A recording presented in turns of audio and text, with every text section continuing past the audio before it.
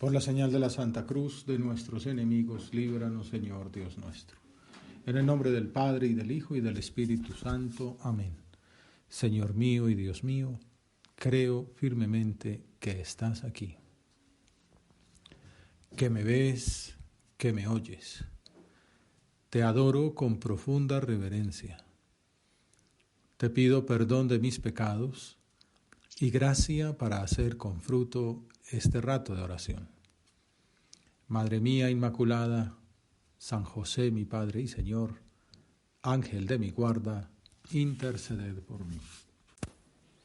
En los famosos 5 discursos en los cuales estructura San Mateo su Evangelio, ya hemos visto en lo que va del año el primer discurso, el Sermón del Monte, luego el sermón apostólico o discurso misionero, y ahora vamos a empezar el tercero. Aquel día comienza el capítulo 13 del Evangelio de Mateo. Salió Jesús de casa. Estamos en Cafarnaún, que era donde él tenía su centro de apostolado, probablemente en la casa de Pedro, y se va a las orillas del lago de Genesaret. Salió Jesús de casa y se sentó junto al mar. Y acudió a él tanta gente, y tú y yo estamos ahí, entre ese gentío, que tuvo que subirse a una barca. Nos imaginamos ahí la multitud de pie en la playa, y Jesucristo, que nos preside ahora desde el sagrario, que habla, como también nos habla a nosotros ahora, sentado desde la barca de Pedro. Se sentó y toda la gente se quedó de pie en la orilla. Eso también habla, dicen los exegetas, de la fortaleza que tenía Jesús para hablar, para poder llegar a toda esa gentío. Les habló muchas cosas en parábolas. Entonces comienza así el tercer discurso, el sermón de las parábolas, que son 7, que es un número que maneja pues la plenitud de la revelación y pretende revelar los misterios del reino. Desde la barca de Pedro, en el lago de Genesaret, Jesús que quiere contar con nosotros, con esa pobre aportación que significa una barca, pero siempre quiere nuestra colaboración para revelar su palabra a los hombres. Comienza con la primera parábola, que será el tema de nuestra meditación de hoy. Salió el sembrador a sembrar. Jesús siempre utiliza, pues en estas enseñanzas, temas que tienen que ver con la vida ordinaria de quienes le escuchan. Y cuando habla a pescadores, les habla de barcas y de redes. En este caso se ve que hay muchos agricultores y les habla de semillas y de sembradores. Salió el sembrador a sembrar. El padre Bernardo, que viene dentro de poco a Colombia, hizo la tesis doctoral sobre este pasaje. Una portada del libro que editó muy bonita, que es El sembrador de Van Gogh, que ahora se me acaba de ocurrir, puede ser entonces la imagen de la meditación en argumentaciones. Pues él dice que en esta parábola Jesús, como predicador de la palabra, reflexiona sobre su propio ministerio, valorando los resultados de su predicación. Ya estamos en el capítulo 13, ha habido más bien, entre comillas, un fracaso, porque ha sido muy mal recibida su predicación, sobre todo por parte de las autoridades, de los fariseos en concreto. Y en cambio los pobres, los sencillos, los humildes, pues esta muchedumbre, esta multitud que está ahí escuchándole de pie en el lago de Genesaret, que le lleva en otro momento a decir esa acción de gracias que vimos hace 8 días. Te doy gracias, ¿no? Te alabo, Padre, porque has escondido estas cosas a los sabios y poderosos y se las has revelado a los sencillos.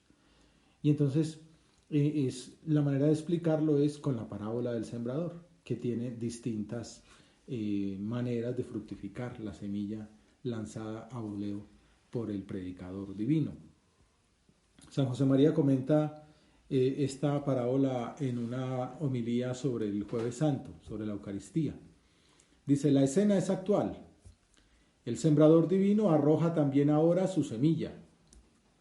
La obra de la salvación sigue cumpliéndose y el Señor quiere servirse de nosotros. Desea que los cristianos abramos a su amor todos los senderos de la tierra. Nos invita a que propaguemos el divino mensaje con la doctrina y con el ejemplo hasta los últimos rincones del mundo. Jesús es el sembrador, pero quiere contar con nosotros como sus ayudantes. Nos pide que, siendo ciudadanos de la sociedad eclesial y de la civil, al desempeñar con fidelidad nuestros deberes, cada uno sea otro Cristo, otro sembrador, santificando el trabajo profesional y las obligaciones del propio Estado. Bueno, ya con eso ahí tenemos como una especie de resumen de la espiritualidad de la obra. Jesucristo es el sembrador y quiere que nosotros en nuestra vida ordinaria también seamos sembradores de la semilla divina.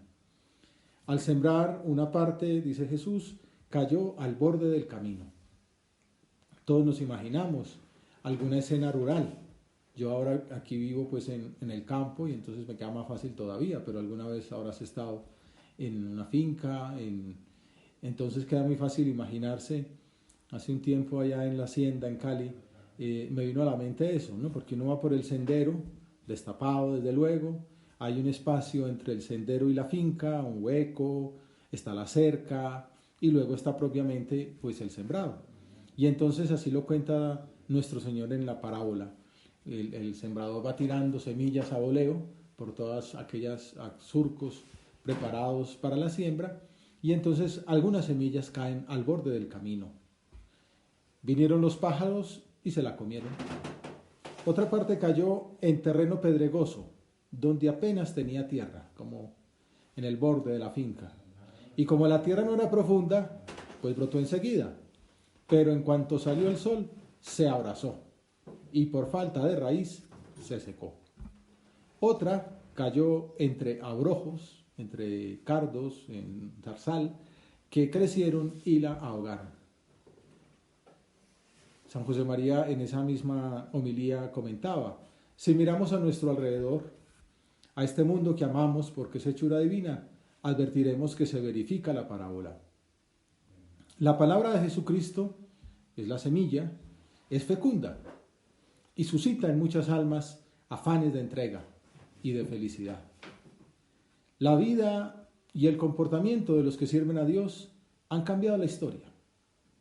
Esos ejemplos, un San Agustín, un San Francisco, una Madre Teresa, un San José María, pues generan que muchos, incluso de los que no conocen al Señor, se muevan sin saberlo quizá por ideales nacidos del cristianismo. Vemos también que parte de la simiente cae en tierra estéril o entre espinas y abrojos, que hay corazones que se cierran a la luz de la fe. Los ideales de paz, de reconciliación, de fraternidad son aceptados y proclamados, pero no pocas veces son desmentidos con los hechos. Algunos hombres se empeñan inútilmente en arrojar la voz de Dios, impidiendo su difusión con la fuerza bruta o con un arma menos ruidosa, pero quizá más cruel porque insensibiliza el espíritu, la indiferencia. Bueno, o sea, la escena, la parábola del sembrador sigue viva. El Señor va sembrando su semilla y va cayendo en distintos tipos de terrenos. Mirando como un poquito la estructura de la parábola, podemos encontrar como tres terrenos malos: el camino, las piedras y los abrojos. Ayuda a entenderla mejor así, como una radiografía: camino, piedras, abrojos. Y luego hay también tres causas de la esterilidad: los pájaros del camino, la falta de tierra en la zona pedregosa y el ahogamiento que se da en la zona de los abrojos. Incluso hay un autor muy interesante que hace ver cómo la primera parte es cuando la semilla cae. Los pájaros se la comen cuando la semilla cae. El segundo tipo de problema es al brotar en el terreno pedregoso. Y el tercero es al crecer, cuando es entre los cardos.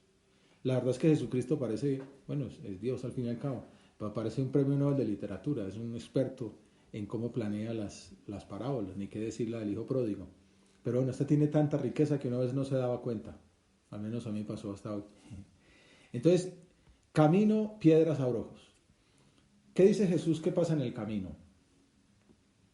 ¿Cómo explica el Señor que lo que sucedió?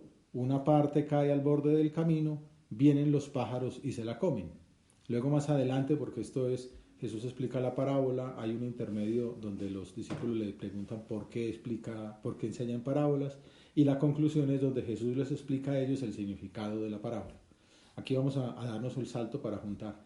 ¿Cómo explica Jesús esa semilla que cae en el camino y que es comida por los pájaros? Dice el Señor, si uno escucha la palabra del reino sin entenderla, viene el maligno y roba lo sembrado en su corazón.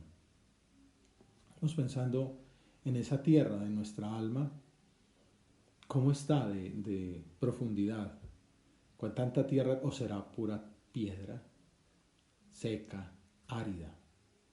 Entonces, aquí la clave es oír la palabra de Dios y hacer el esfuerzo para entenderla. Oyen todos.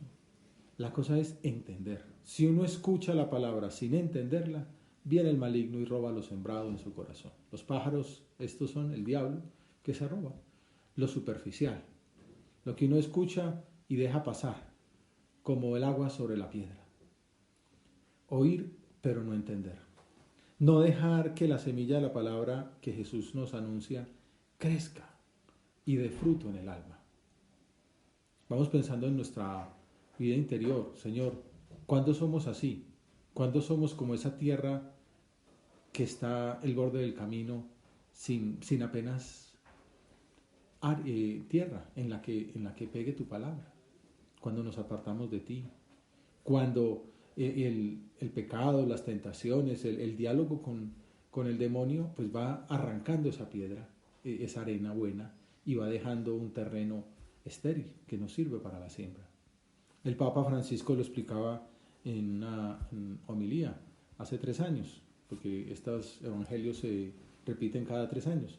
Entonces en el 2017 decía, nuestro corazón como un terreno puede ser bueno, y entonces la palabra da fruto, y mucho, pero también puede ser un corazón duro, impermeable. Esto ocurre cuando oímos la palabra, pero nos es indiferente, precisamente como en una calle, no entra. Pensemos, ¿qué tanto escuchamos la palabra de Dios? Por eso es tan importante la oración, porque si uno no se sienta a hablar con Dios, a escuchar su palabra, a meditarla, si uno no escucha, pero escuchar es fácil decirlo, pero es decir, Señor, ábreme, háblame. Es famosa esa ejaculatoria de San José María después de la guerra, de tantos años de sufrimiento, más de 3 años, pudo llegar a la zona nacional y entonces el obispo de Pamplona lo invitó a hacer un retiro en su casa, en su palacio, para que descansara un poco. San José María dijo, descanso no, yo hago un retiro. Y en ese retiro, pues él estaba desnutrido, muy tenso por todo lo que había tenido que pasar en la zona republicana y en el paso de los Pirineos. Y pues, pero hacía el esfuerzo de hacer la oración. Y entonces le decía al Señor, Jesús, dime algo. Y a don Javier le gustaba mucho esa ejaculatoria. Dime algo, Señor. Que no sea un corazón duro que no escucha. Que esté atento. Una persona, pues es famosa la escena de María, la hermana de Marta en Betania, que se sienta a los pies de Jesús. Léela, escuchando las palabras del Señor. Estos días terminé de leer una historia de don Pedro Casiaro en México. Cuenta cuando estuvo San José María allí, entonces una pequeña pelea que tuvo pues una pelea fraterna, divertida, con el director de la casa, porque estaba también Lelo escuchando a San José María en las comidas y tal, y entonces no se daba cuenta lo que había que hacer, que había que pedir una comida más, que había que hacer una cosa con la administración, etc. Entonces don Pedro Casiaro lo regañó diciéndole eso. Tú, mucha María, pero de Marta, nada, ¿no? Entonces San José María se dio cuenta, además él dijo, no, mira, no le hagas caso, tú y yo somos Marta y María al mismo tiempo. Pero bueno, a veces somos muy Marta, a veces somos de mucho obrar, de mucho hacer cosas y de poco orar, de poco escuchar. Incluso nos sentamos a hacer oración, que es como el primer propósito de este diálogo, sacar ese tiempo, entre tantas cosas que tenemos, ya que va empezando el nuevo semestre, sacar un tiempo religioso para estar con Dios, para escucharlo. La primera audiencia del día.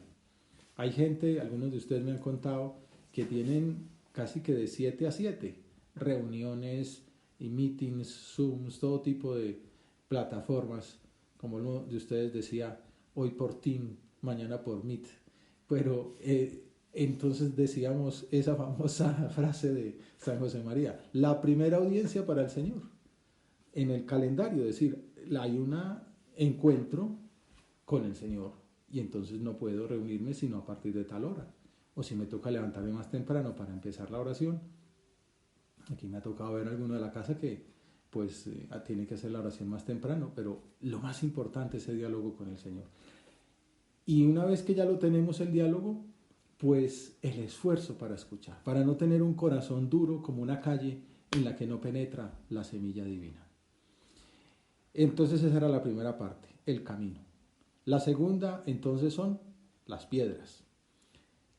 Nos recordamos que decía Jesús, otra parte cayó en terreno pedregoso donde apenas tenía tierra y como la tierra no era profunda, brotó enseguida. Pero en cuanto salió el sol se abrazó y por falta de raíz se secó. O sea, la falta de tierra es el problema y la semilla se daña al brotar. La explicación que da Jesucristo es la siguiente. Lo sembrado en terreno pedregoso significa el que escucha la palabra, muy bien, la acepta enseguida con alegría. La anterior escuchaba, pero no entendía. Este la entiende y la acepta. ¡Qué maravilla! Este es un sentimental. Se conmueve incluso, hasta puede llorar con el mensaje, pero no tiene raíces. Es inconstante. Y en cuanto viene una dificultad o persecución por la palabra, enseguida sucumbe. Estos días lo leíamos en el Evangelio. El que persevere se salvará. El que persevere hasta el fin. También otra enseñanza parecida la dice Jesús en la última cena a sus apóstoles. También salió en el Evangelio en estos días por una fiesta de los mártires. Ustedes son los que perseveraron conmigo en mis pruebas. Ese es el elogio de Jesús a aquellos hermanos suyos que lo han acompañado en los momentos dolorosos.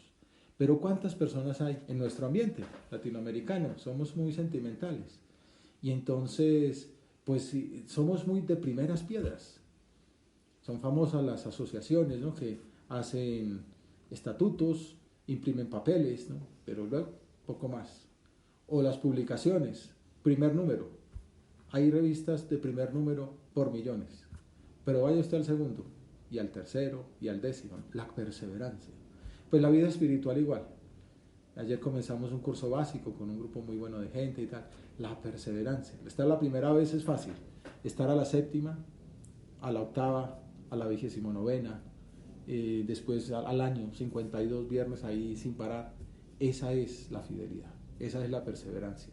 El Señor nos pone en guardia. Atención, cuidado, que no seamos como ese terreno pedregoso, con un poquito de piedra, donde alcanza a brotar la semilla, ya como raíz, pero con poquísima raíz, y entonces se la lleva el viento. Hace falta hondura, hace falta constancia. El Papa Francisco decía, este es un corazón sin profundidad, donde las piedras de la pereza prevalecen sobre la tierra buena, donde el amor es inconstante y pasajero.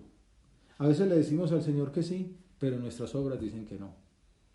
Estamos en el oratorio o en el espacio que dejamos para Dios, hacemos nuestro diálogo con el Señor, sacamos un propósito y después no lo cumplimos. O después viene una tentación fuerte y no somos capaces de rechazarla pronto. Nos damos cuenta que somos débiles y no entramos a chapotear. Las piedras de la pereza prevalecen sobre la tierra buena. El amor es inconstante y pasajero. Pero quien acoge al Señor solo cuando le apetece, no da fruto. En la vida espiritual, bueno, y también en la vida afectiva, a veces pasa, ¿no? Personas que pues sí, mientras la vida sonríe, pues es muy fácil estar al lado de una persona, ¿no?, mientras es joven y bella, mientras hay salud, dinero y amor. Pero cuando vienen las dificultades, estos días leía también una historia de una mujer italiana, piloto de Fórmula 1, que cumplió su sueño de ser contratada por un gran equipo como piloto de pruebas, Y en la primera vez que salió, está un poquito lluvioso, salió y se chocó y casi se muere. Una rubia, pues hermosa y tal, quedó desfigurada. Y entonces cuando se vio con su novio le dijo, tranquilo, puedes dejarlo, no hay ningún problema, yo entiendo. Entiendo que ahora estoy desfigurada y esta no es la mujer de la que te enamoraste. Y entonces él le dijo, esa es la mujer de la que me enamoré. Ahora estás fea, pero más fea estabas con un tubo, intubada, ¿no? Pero es que te quiero así como eres. Bueno, ese es un amor constante, duradero, de hecho se casaron. Un matrimonio que duró 1 año y medio porque ella se murió. Pero eso es el verdadero amor, el amor constante, a las duras y a las maduras. Pues con Dios también, ¿no? No podemos ser con el Dios sano, pero no cuando vamos al Calvario, ¿no? Con el Dios del Tabor, el Dios de las bienaventuranzas, qué bueno es estar aquí, hagamos 3 tiendas, eso está muy bueno. Pero cuando viene el Calvario, todos huyen. No está sino, como vemos aquí en el retablo, San Juan y Santa María y las santas mujeres. Pues eso es que el corazón todavía estaba pedregoso. Y lleguemos al tercer punto, el de los cartos y abrojos. Otra cayó entre abrojos que crecieron y la ahogaron. Aquí el problema es el ahogamiento y ya no es cuando cae ni al brotar, sino al crecer. ¿Cuál es la explicación que das tú, Señor, para este tipo de ahogamiento? Lo sembrado entre abrojos significa el que escucha la palabra, pero los afanes de la vida y la seducción de las riquezas ahogan la palabra y se queda estéril. Las riquezas y las preocupaciones. Cuando nuestro fundamento no es Dios, sino lo material, lo del mundo, la agenda, el prestigio, y no Dios. Las riquezas, las preocupaciones ahogan la palabra y se queda estéril. El Papa dice que estos abrojos son los vicios que se pelean con Dios, que asfixian su presencia. Y podemos hacer examen y decir, ¿cuáles son esos vicios, Señor, en mi caso particular? Sobre todo los ídolos de la riqueza mundana. El vivir con avidez para uno mismo, por el tener y por el poder. Si cultivamos estas zarzas, vamos asfixiando el crecimiento de Dios en nosotros. Cada uno puede reconocer sus pequeñas o grandes zarzas, los vicios que habitan en su corazón. Los arbustos más o menos radicados que no gustan a Dios. La lucha por la santidad es eso, es erradicar lo que no le gusta a Dios. Qué bonito es cuando se poda un jardín, cuando se barren todos los abrojos, todas las frutas podridas, incluso es un detalle de delicadeza del jardín, nos explicó por aquí una experta, que hombre, es una flor muerta, pues hay que quitarla, porque quiere decir que hay un cuidado, ¿no? Bueno, pues así somos nosotros, hay que quitar esos arbustos, o esos bosques, si es del caso, ¿no? Estos días en la universidad están desbrozando y entonces estaban con miedo que saliera para allá algún dinosaurio o algún elefante, porque está todo gigantesco, ¿no? Pues bueno, ¿cómo está nuestro corazón? Cada uno puede reconocer sus pequeñas o grandes zarzas, los vicios que habitan en su corazón, los arbustos más o menos radicados que no gustan a Dios e impiden tener el corazón limpio. Hay que arrancarlos o la palabra no dará fruto, la semilla no se desarrollará. Después de estos fracasos, algo pasa ahí. Hay una historia de éxito. Otro cayó en tierra buena y dio fruto. Una 100, otra 60, otra 30. Lo sembrado en tierra buena significa, dice Jesucristo, el que escucha la palabra y la entiende. Ese da fruto y produce 100 o 60 o 30 por uno. Es una lección de esperanza. El Papa nos ha dicho que este tiempo de la pandemia es tiempo de esperanza. Nosotros tenemos que ser sembradores de esperanza. San José María hablaba de sembradores de paz y de alegría. Pues esa esperanza no es una cuestión simplemente de carácter, de tener espíritu positivo. Es de dejar que la semilla de Dios arraigue en nuestra alma. Y darse cuenta que Jesucristo está predicando en un momento de aparente rechazo, de aparente fracaso, porque aquellos sabios habían hecho oídos sordos a su predicación. Sin embargo, Él sigue sembrando la semilla de su reino y 21 siglos después la estamos escuchando y está dando fruto en tu corazón y en el mío con esos propósitos que han ido saliendo al meditar la explicación de Jesús. Mateo pone el acento en la necesidad de escuchar para comprender y acoger la enseñanza de Jesús y entonces dar fruto. Esa es la idea central de esta predicación, de esta parábola de Jesús. Estamos en tiempos de esperanza. Tú, Señor, nos invitas a que sigamos sembrando en otras circunstancias, con otras perspectivas, de otra manera distinta. Tenemos que seguir sembrando, aunque el ambiente sea difícil. Cuando la siembra es de santidad, nada se pierde. Decíamos hace ya 4 meses, cuando empezábamos la pandemia, es tiempo de crecer para adentro. Crecer, decimos, las virtudes y desterrar los defectos. Si hacemos examen, pues tendremos que pedir perdón de haber crecido poco y de no haber erradicado los vicios. Bueno, hoy es un momento para recomenzar. Por eso la primera lectura es el profeta Isaías, diciéndonos que la semilla es la palabra de Dios que siempre es fecunda.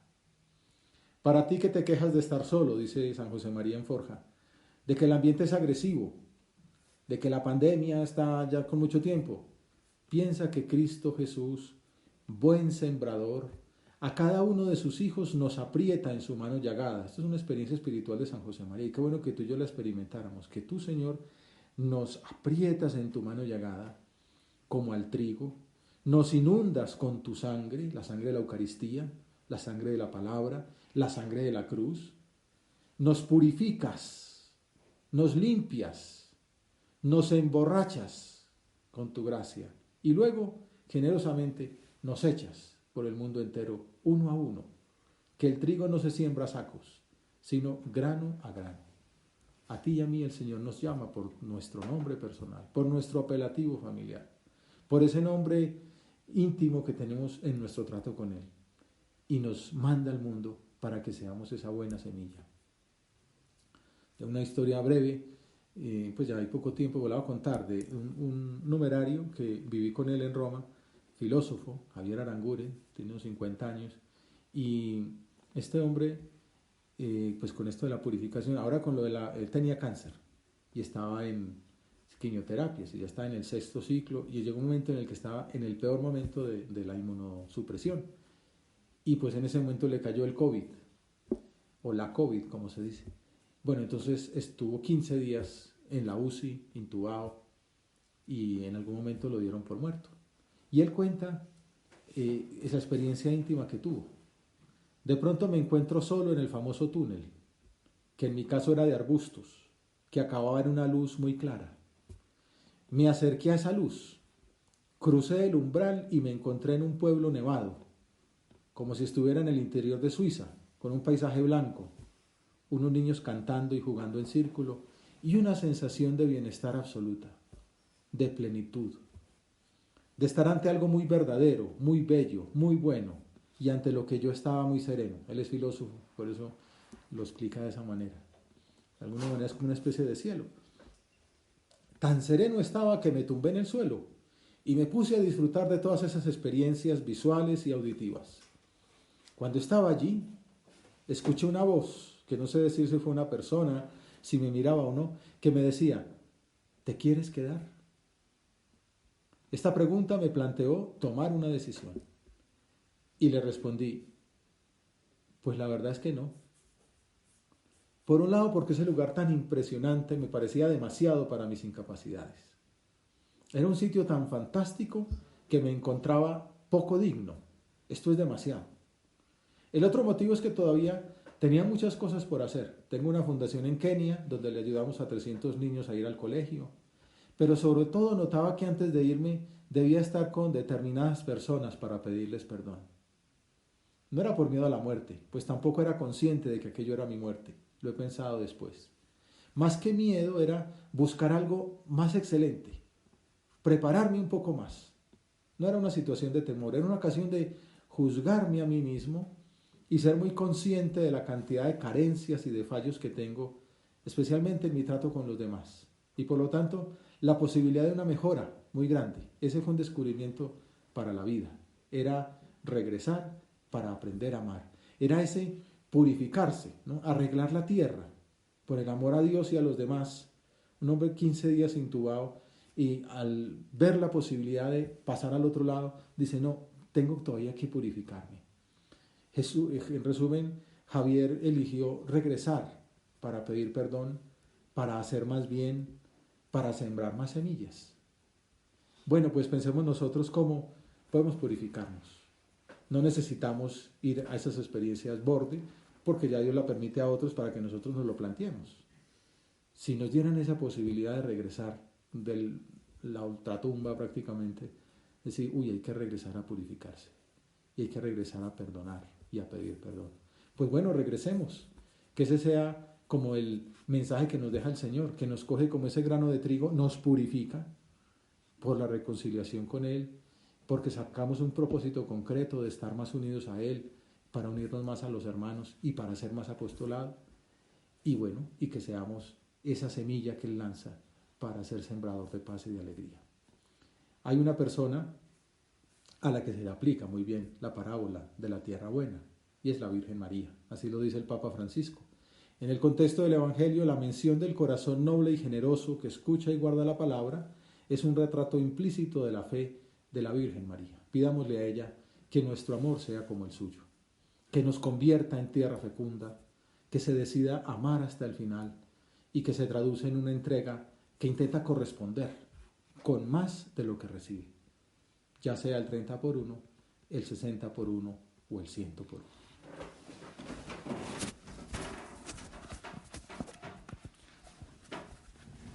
Te doy gracias, Dios mío, por los buenos propósitos, afectos e inspiraciones que me has comunicado en esta meditación. Te pido ayuda para ponerlos por obra. Madre mía Inmaculada, San José, mi Padre y Señor, Ángel de mi guarda, interceded por mí.